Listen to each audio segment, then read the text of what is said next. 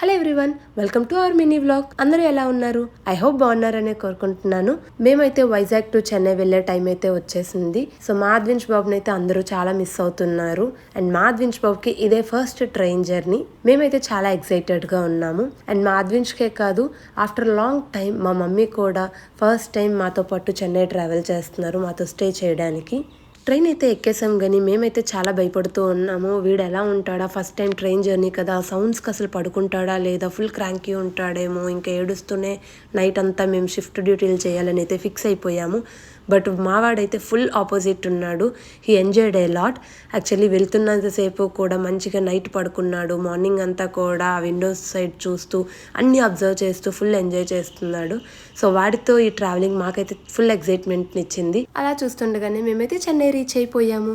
So మరిన్ని mini vlogs కోసం మా ఛానల్ని సబ్స్క్రైబ్ చేసుకోండి. Thanks for watching.